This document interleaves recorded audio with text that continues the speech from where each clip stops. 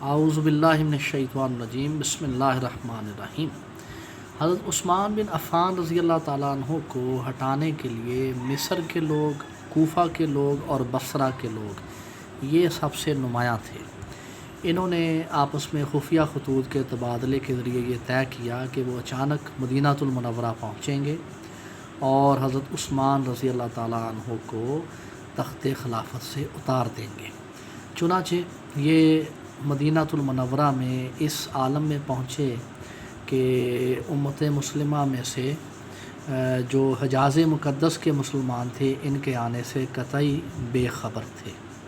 انہوں نے باغی جو کہ ہزاروں کی تعداد میں تھے مدینہ المنورہ سے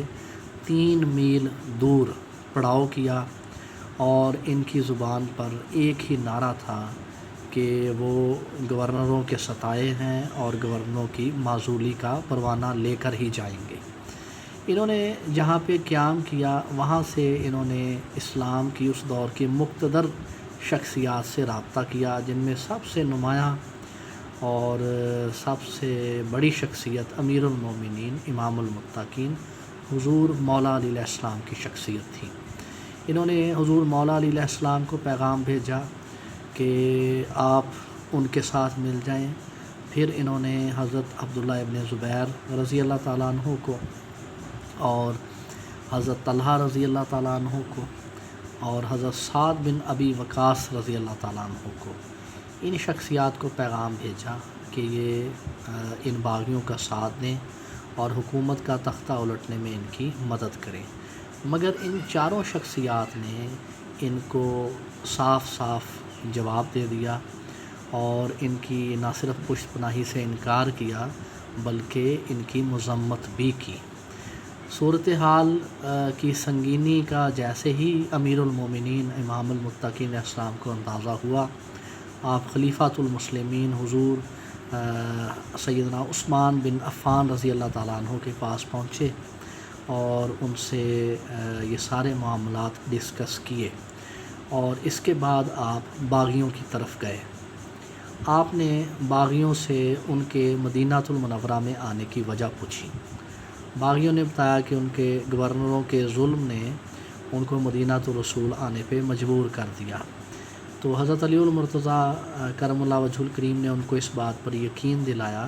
کہ ان کے جائز مطالبات کو تسلیم کیا جائے گا، اور ان سے اس بات پر آپ نے تقاضا کیا کہ وہ کوئی ایسی حرکت نہیں کریں گے جس سے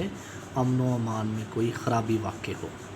تو یہ گفتگو کے بعد آپ سیدنا عثمان بن عفان رضی اللہ تعالیٰ عنہ کے پاس تشریف لے گئے۔ تو معاملات جو تھے وہ آپ کی مصالحت اور آپ کی کوششوں سے طے پا گئے۔ مصر کے گورنر کو حضرت عثمان بن عفان رضی اللہ تعالیٰ عنہ نے معزول کر دیا، اور مصر کے جو نئے فرما روا تھے ان کا حکم نامہ جاری کر دیا۔ وہ تھے سیدنا ابوبکر صدیق رضی اللہ تعالیٰ عنہ کے صاحبزادے حضرت محمد بن ابی بکر رضی اللہ تعالیٰ عنہ۔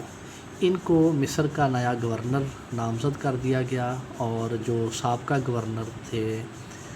حضرت عبداللہ بن سعد، ان کو معزول کر دیا گیا، کیونکہ ان پر مال غنیمت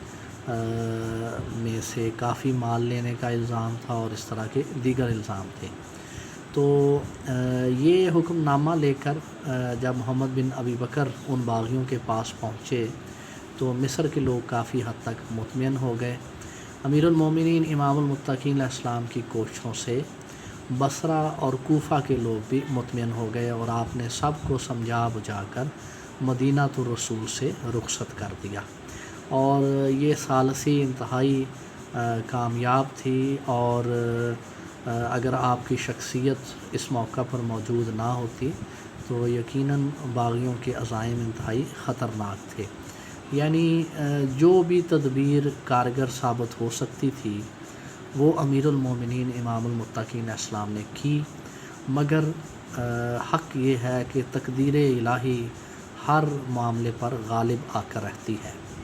ابھی امیر المومنین امام المتقین علیہ السلام ان باغیوں کو سمجھا کر مدینہ الرسول واپس پہنچے ہی تھے کہ چند گھنٹوں کے بعد، یہ رات کا وقت تھا جب مدینہ کے در و دیوار گھوڑوں کی ٹاپوں سے تھرا رہے تھے، اور ہزاروں کی تعداد میں باغی مدینہ الرسول میں دندنا رہے تھے، اور ان کی زبانوں پر ایک ہی نعرہ تھا: انتقام انتقام۔ یہ صورتحال بڑی سنگین اور بڑی ہی کشیدہ تھی، چنانچہ آپ علیہ السلام جو کہ اس وقت مسلمانوں کی نگاہوں کا مرکز تھے، اور نہ صرف حضرت عثمان بن عفان رضی اللہ تعالیٰ عنہ کے اسپوکس پرسن تھے، بلکہ باغیوں کو بھی اگر کوئی اس موقع پر سمجھا سکتا تھا تو وہ صرف آپ ہی کی شخصیت تھی۔ تو امیر المومنین امام المتقین علیہ السلام نے ان باغیوں سے اسی وقت رابطہ کیا اور ان سے پوچھا کہ جب سارے معاملات طے ہو گئے تھے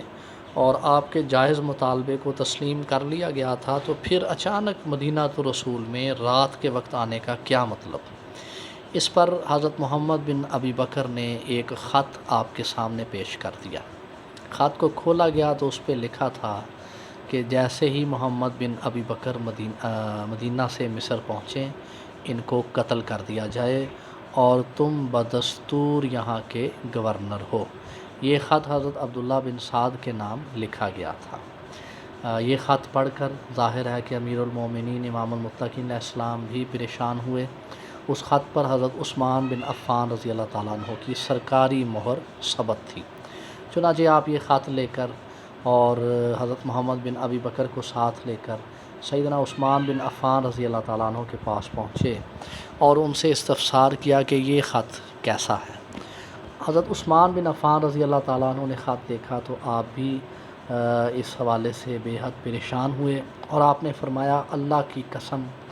میرا اس خط سے کوئی تعلق نہیں ہے۔ تو اس پر حضور مولا علیہ السلام نے فرمایا کیا یہ مہر آپ کی ہے؟ تو حضرت عثمان رضی اللہ تعالیٰ عنہ نے فرمایا کہ یہ مہر بالکل میری ہے، لیکن یہ تحریر میری نہیں ہے۔ تو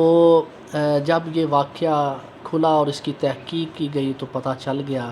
کہ یہ کام تو حضرت عثمان بن عفان رضی اللہ تعالیٰ عنہ کے مشیر اور آپ کے جو عزیز آپ کا تھا مروان بن حکم، یہ تو اس کی کارستانی ہے اور یہ ساری اس کی سازش ہے۔ تو اب جب یہ بات حضرت محمد بن ابی بکر کے علم میں بھی آ گئی اور باغیوں کو بھی پتہ چل گیا کہ یہ خط لکھنے والے حضرت عثمان نہیں تھے بلکہ مروان بن حکم تھا، تو باغی جو کہ پہلے انتقام کی صدائیں بلند کر رہے تھے اور حضرت عثمان کے خون کے پیاسے تھے، انہوں نے صرف ایک شرط رکھی۔ وہ شرط یہ تھی کہ مروان بن حکم کو ان کے حوالے کر دیا جائے۔ اس پر یہ مطالبہ حضرت عثمان بن عفان رضی اللہ تعالیٰ عنہ کے سامنے پیش کیا گیا، لیکن رحم دلی اور شفقت اور اپنے رشتہ داروں سے بے حد محبت اور صلہ رحمی کے جذبات پھر آپ کے دل کی زنجیر بن گئے، اور آپ نے مروان بن حکم جیسے لعین کو، جس کا یہ سب کیا دھرا تھا اور جس نے آپ کی فتوحات اور آپ کے شاندار جو کارنامے تھے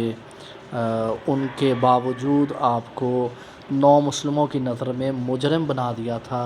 اس بدبخت کو پھر بھی آپ نے رحم دلی کی وجہ سے بچایا، اور آپ نے یہ فرمایا کہ میں اس کو باغیوں کے حوالے نہیں کروں گا، خواہ باغی کچھ بھی کر لیں۔ اب سیدنا علی المرتضیٰ علیہ السلام کی جو مصالحت کی کوششیں تھیں وہ ساری بے سود تھیں، کیونکہ خلیفۃ المسلمین ایک بات پر بضد تھے کہ مروان ان کے حوالے نہیں کیا جائے گا، اور باغی اس بات پر بضد تھے کہ حضرت عثمان مروان کو ہمارے حوالے کریں۔